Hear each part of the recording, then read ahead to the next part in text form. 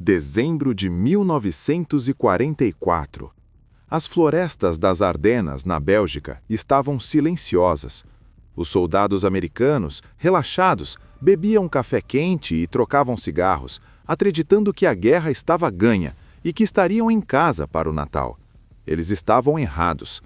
O que eles não sabiam é que, escondidos sob o manto de uma neblina espessa e impenetrável, um monstro adormecido havia acordado. Na calada da noite, Hitler havia reunido a última gota de sangue do Terceiro Reich.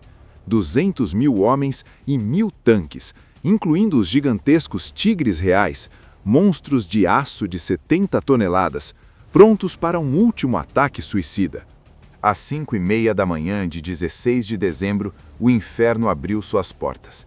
O silêncio da floresta foi rasgado por 1.600 peças de artilharia disparando ao mesmo tempo. A terra tremeu como em um terremoto.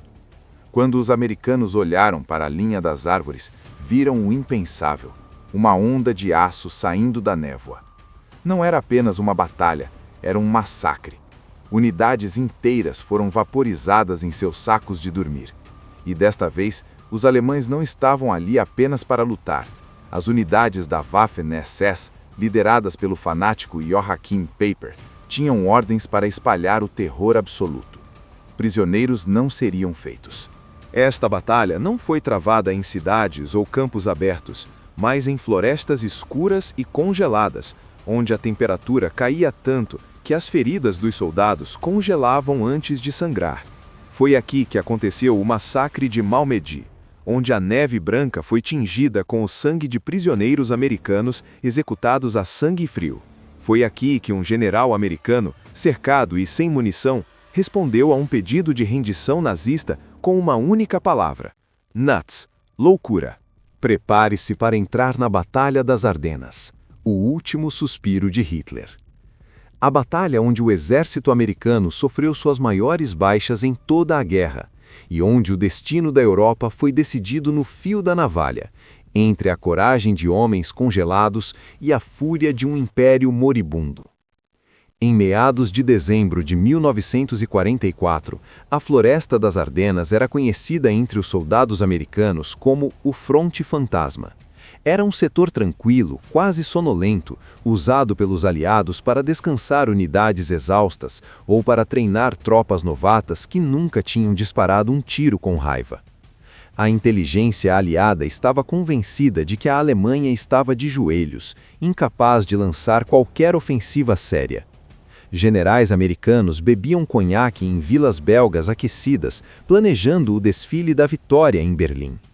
Eles não ouviram o som dos motores, eles não viram as marcas das lagartas na neve, eles estavam cegos pela própria confiança. O que os aliados não sabiam é que Adolf Hitler havia apostado tudo em uma última jogada de dados insana, a Operação Wacht am Rhein, Vigia no Reno. Sob o manto de um silêncio de rádio absoluto e aproveitando o pior clima da Europa em décadas, que impedia os aviões espiões aliados de voar, a Wehrmacht moveu um exército inteiro para a linha de frente. Eles cobriram as estradas com palha para abafar o som dos tanques e usaram cavalos para puxar a artilharia à noite. Na madrugada de 16 de dezembro, mais de 200.000 soldados alemães, 1.900 canhões e uma legião de tanques Panzer e Tiger estavam agachados na escuridão, a apenas alguns metros das sentinelas americanas distraídas. Às 5h30 da manhã, o mundo acabou. Uma barragem de artilharia apocalíptica rompeu a escuridão. Milhares de projéteis choveram sobre as trincheiras americanas rasas, transformando pinheiros centenários em estilhaços mortais de madeira que perfuravam corpos como lanças. O som era tão intenso que muitos homens sangraram pelos ouvidos antes mesmo de serem atingidos. Mas o que veio a seguir foi ainda mais aterrorizante. Os alemães ligaram gigantescos holofotes antiaéreos, mirando-os contra as nuvens baixas. A luz refletia na neblina e na neve, criando uma luz da lua artificial fantasmagórica que iluminava as posições americanas enquanto deixava os atacantes alemães na sombra, avançando como silhuetas negras da morte. Na linha de frente, A 106ª Divisão de Infantaria dos Estados Unidos, composta por garotos jovens recém-chegados da América, foi a primeira a ser atingida. Eles não tiveram chance. Das brumas geladas surgiram os monstros de aço, os tanques King Tiger. Com 70 toneladas, canhões de 88 milímetros e blindagem impenetrável para as armas americanas, esses gigantes esmagaram jipes e homens sobre suas lagartas sem nem diminuir a velocidade. O pânico se espalhou como um vírus.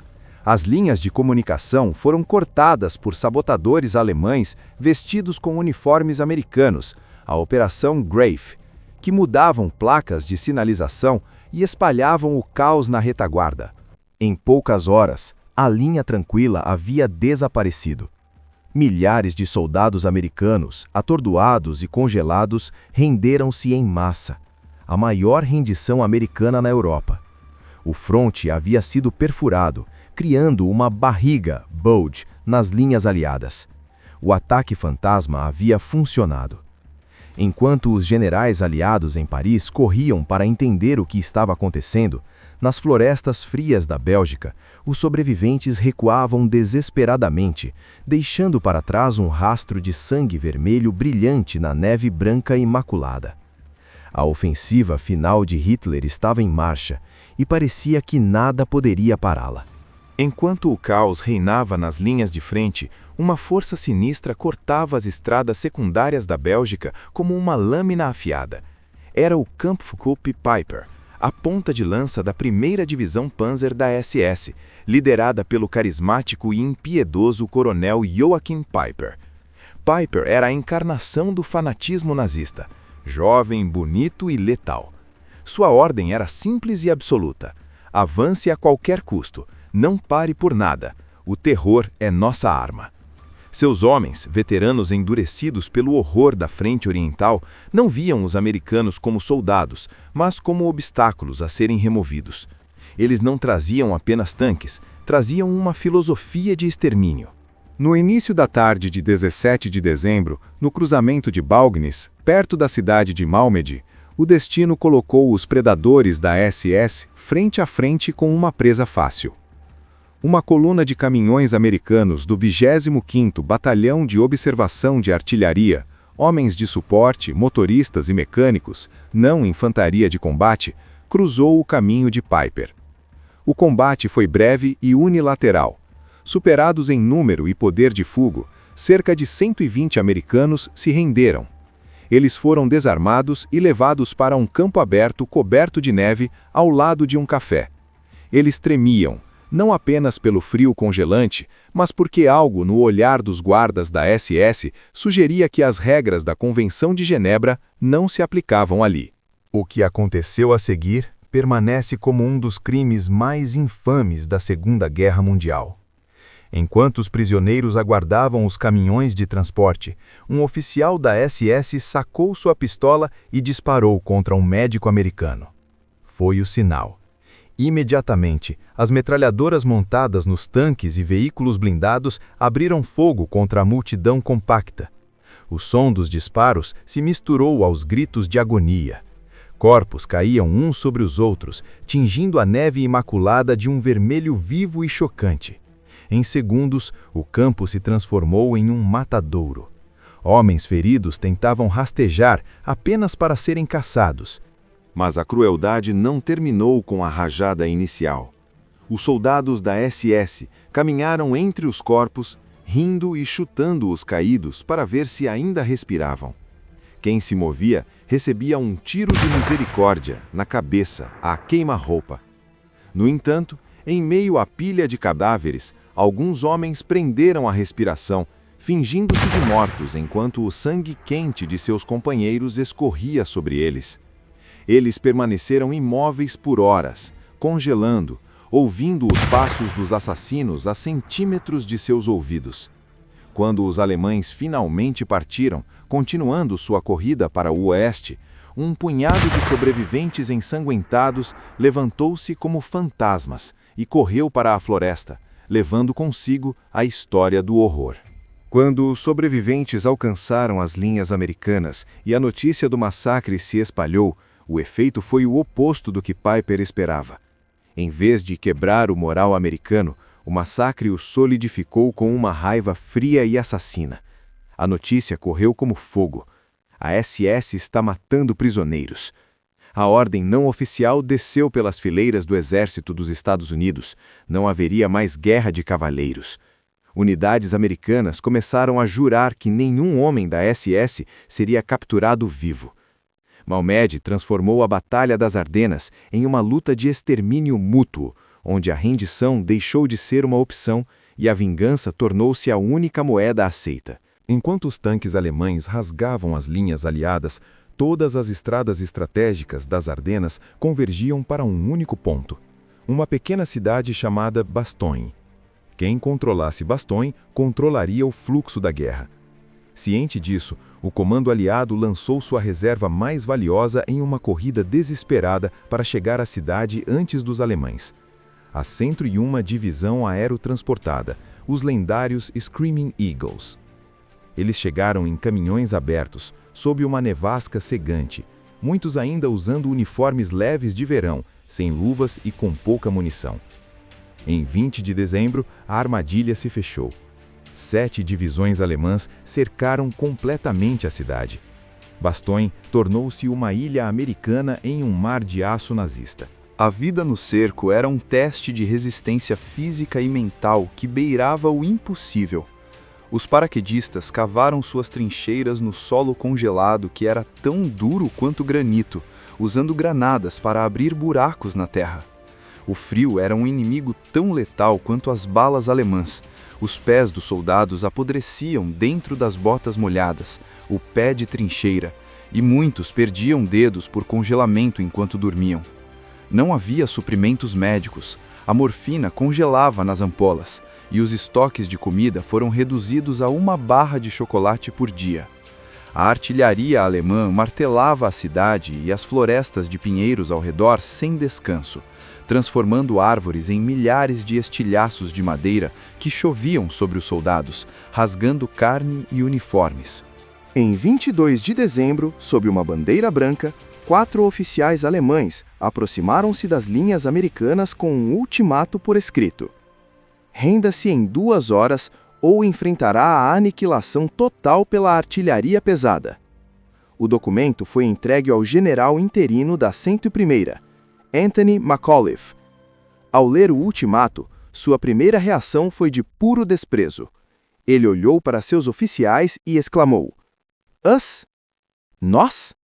Quando pediram uma resposta oficial para os alemães, McAuliffe escreveu apenas uma palavra, que se tornaria o maior grito de guerra da história americana: nuts.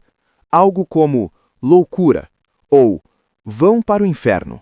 A resposta enfureceu os alemães, que lançaram o ataque mais violento da batalha na noite de Natal. Bombardeiros da Luftwaffe e tanques Panzer atacaram as bordas do perímetro, tentando romper as linhas de homens exaustos. Em meio aos escombros de fazendas belgas e florestas em chamas, os paraquedistas lutaram como demônios. Eles não tinham tanques, então esperavam os alemães chegarem a poucos metros para destruir os Panzers com bazucas ou minas magnéticas.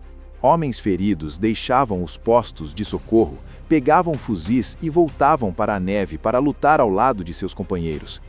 Eles sabiam que não havia para onde recuar. Atrás deles estava apenas o vazio congelado.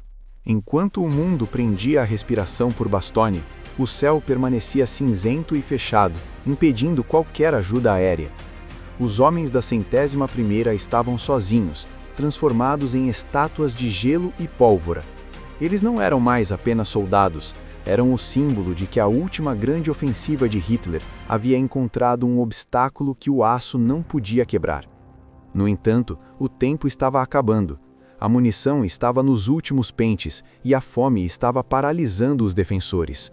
O destino de Bastogne, e por extensão de toda a frente ocidental, dependia agora de um milagre vindo dos céus ou de um exército que corria contra o tempo através da neve.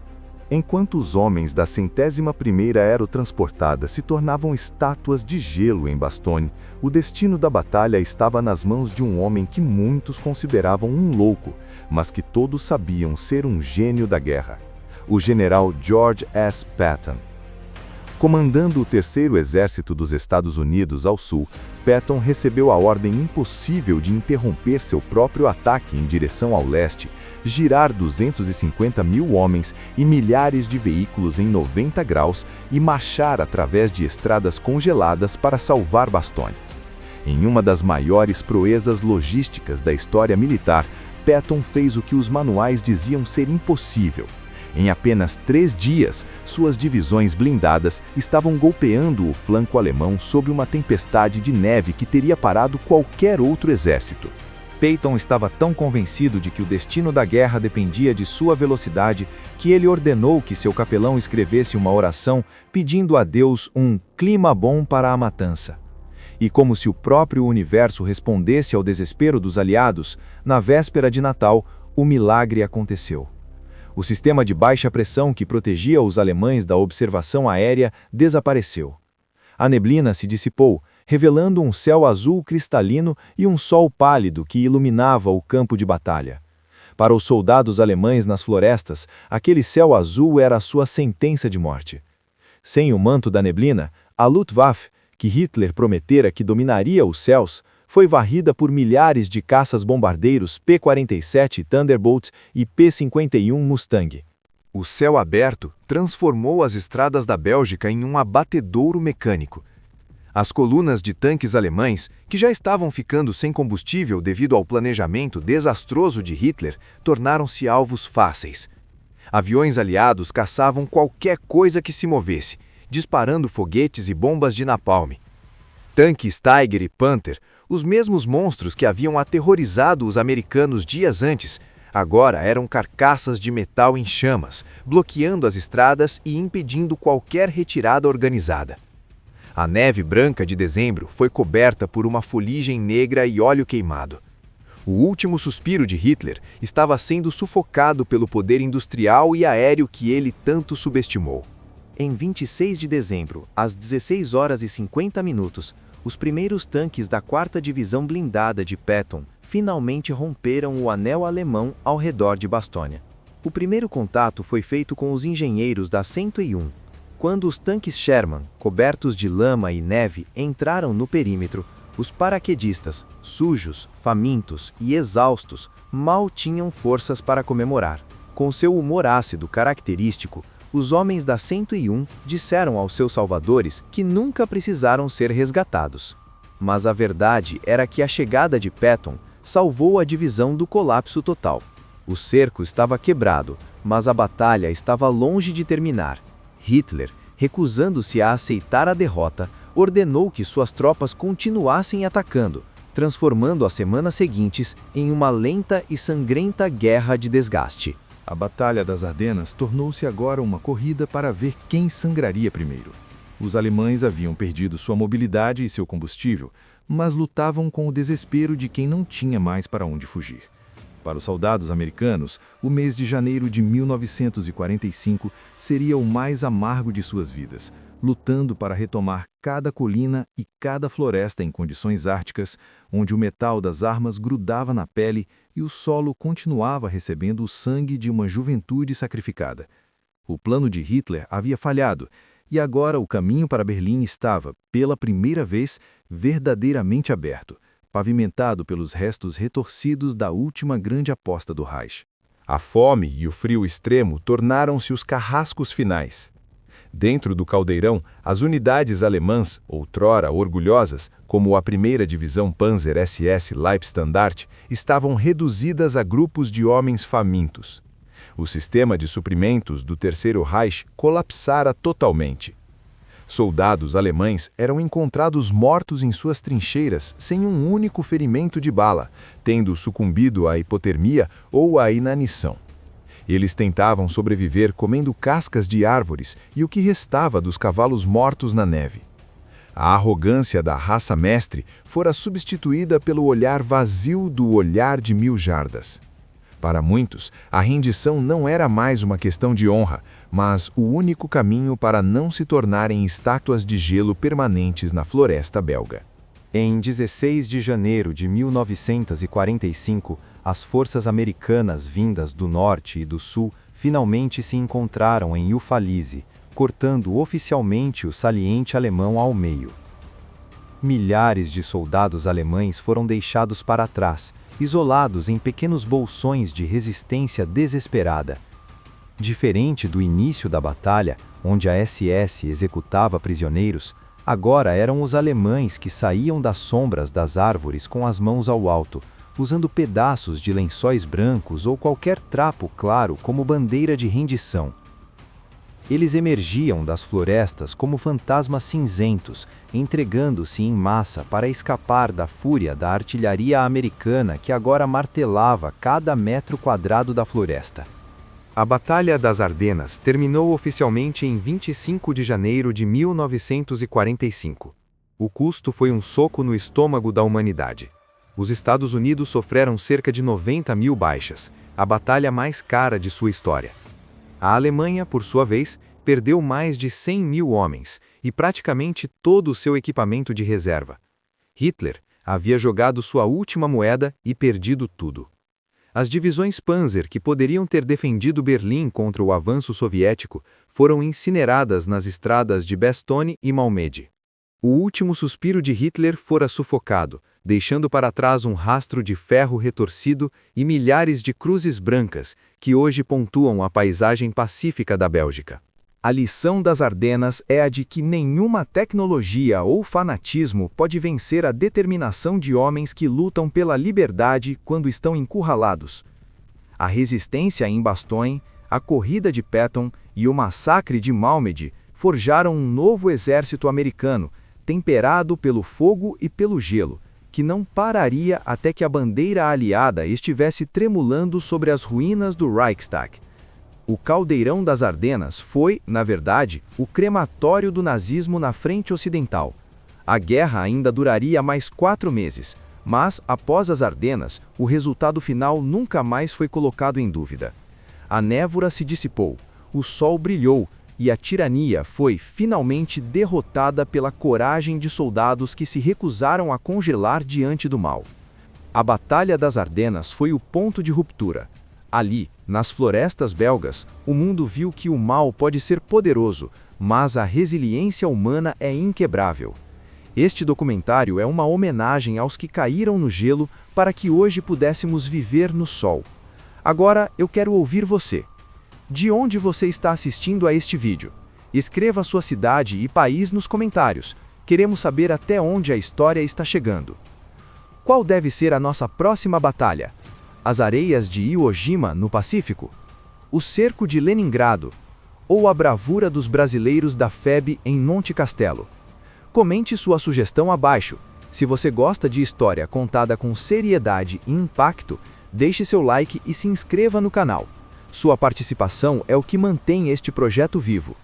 Obrigado por assistir e lembre-se, quem não conhece o passado está condenado a repeti-lo. Até a próxima!